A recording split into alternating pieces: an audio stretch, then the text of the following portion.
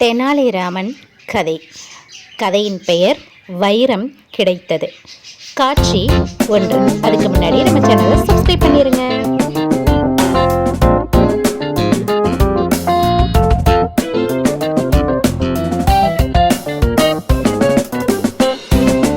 மாமன்னருக்கு வணக்கம். விரைவில் வர கூறினீர்களாமே, ஓடோடி வந்தேன். என்ன மன்னா நடந்தது? வா தெனாலி, நல்ல நேரத்தில் வந்தாய். பதட்டம் இல்லாமல் கூறுங்கள் மன்னா. அரண்மனையில் களவு போய்விட்டது. நம் அரண்மனையிலா? ஆச்சரியமாக இருக்கிறதே, என்னால் நம்பவே முடியவில்லை. நம்பத்தான் வேண்டும், நடந்து விட்டதே. தெனாலிராமன் சுற்றும் முற்றும் பார்க்கிறார். காவலர்களே, நீங்கள் அனைவரும் சற்று வெளியே சென்று வாருங்கள். மன்னருடன் நான் பேச வேண்டும். காவலர்கள் தலை குனிந்து மரியாதை செய்த பின் வெளியே செல்கின்றனர்.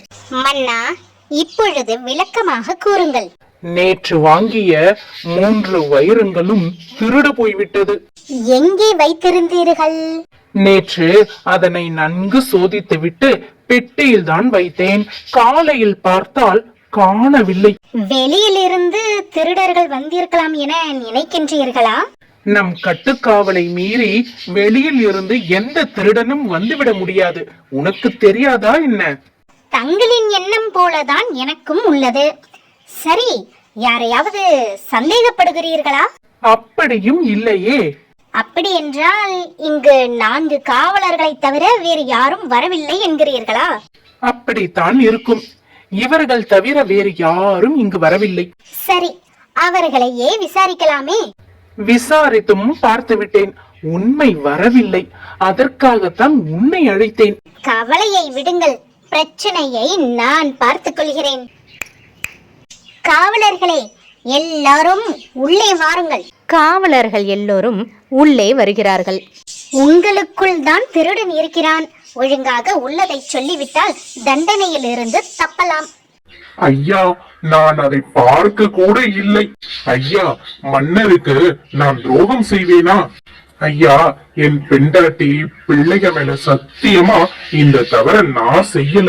என்ன நம்புங்க ஐயா, என்னையும் நம்புங்க ஐயா. சரி சரி, உங்க எல்லோரையும் நான் நம்புகிறேன். ஆனால் எப்படியும் நான் திருடனை கண்டுபிடித்து விடுவேன். ஆமாம். என்ன செய்ய போகிறாய் தெனாலி? சொல்கிறேன் மன்னா. இதோ பாருங்கள், உங்களிடம் ஒரே சம அளவுள்ள 4 குச்சிகளை தரப்போகிறேன். நால்வரும் அரண்மனையில் இன்று இரவு தனித்தனியாக தங்க வேண்டும். காலையில் இந்த குச்சிகளை சபையில் காட்ட வேண்டும். யார் திருடரோ அவரிடம் உள்ள குச்சி வளைந்திருக்கும். அதை வைத்து கண்டுபிடித்து விடுவேன். இதனால் முடியுமா தெனாலி? நிச்சயம் முடியும் மன்னா. இந்த அருங்கள், ஆளுக்கு ஒரு குச்சி. இதில் மந்திரம் போடப்பட்டுள்ளது. திருடனிடம் இக்குச்சி ஓர் இரவு இருந்தால் 1 அங்குலம் வளைந்து விடும். அதை வைத்தே கண்டுபிடித்து விடுவேன். நாளை மந்திர குச்சிகளில் எது வளைகிறது என்று பார்ப்போம். அடுத்து என்ன செய்ய போகிறாய் தெனாலி? இந்த நால்வரும் அரண்மனையில் தனித்தனி அறையில் நாளை வரையில் தங்கட்டும். யாரெங்கே? இவர்கள் 4வரையும் தனித்தனி அறையில் ஒருவருடன் ஒருவர் பேசாமல் தங்க செய்யுங்கள். நாளை பார்க்கலாம். மன்னரே, நான் உத்தரவு வாங்கிக் கொள்கிறேன். எவ்வித குழப்பமும் இல்லாமல் தனிமையில் ஓய்வெடுங்கள். சரி தெனாலி, நாளை வா, பார்ப்போம். காட்சி 2. காவலா, அந்த 4 பேர்களையும் சபைக்கு அழைத்து வா. காவலா, ஒவ்வொருவரையும் தனித்தனியாக அழைத்து வா. தெனாலி, எதற்காக அவர்களை தனித்தனியாக அழைத்து வர சொல்கிறாய்? எல்லாம் காரணமாகத்தான் மன்னா. முடிவு தெரியும் வரை அவர்கள் ஒருவரை ஒருவர் சந்தித்து பேசக்கூடாது.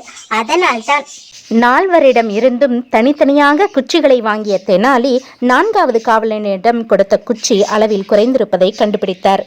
மன்னரே, என்னை மன்னித்து விடுங்கள். வைரத்தை நான் தான் திருடினேன். சரி சரி, முதலில் எழுந்திடு. தெனாலி, எப்படி இவனை கண்டுபிடித்தாய்? அது ஒன்றும் பெரிய மந்திர வித்தை எல்லாம் இல்லை மன்னா. சமால உள்ள குச்சிகளை தான் ஒவ்வொருவரிடமும் கொடுத்தேன். திருடனிடம் உள்ள குச்சி மட்டும் மந்திரத்தால் வளைந்து விடும் என கூறினேன் அல்லவா? ஆமாம், கொடுத்தாய். அதற்கென்ன இப்போது? இங்கேதான் திருடனுக்கு தேள் கொட்டியது போல் ஆகிவிட்டது. எங்கே அவனிடம் உள்ள குச்சி வளர்ந்து விடுமோ என எண்ணி பயந்து அவனே சிறிது ஒடித்து வைத்துள்ளான். அது வளரவில்லை. எனவே இவன் வேஷமும் கலைந்து விட்டது. மன்னர் காவலனிடம் குச்சியை ஒடித்தாயா என கேட்க காவலனும் ஒப்புக்கொண்டான். இவனை சிறையில் அடையுங்கள், மற்றவற்றை நாளை விசாரிப்போம். திறம்பட திருடனை பிடித்து தந்த தெனாலி, உனக்கு இந்த முத்து மாலையை பரிசாக தருகிறேன், பெற்றுக்கொள். மிக்க நன்றி மன்னரே. தங்களிடம் நான் உத்தரவு வாங்கிக் கொள்கிறேன்.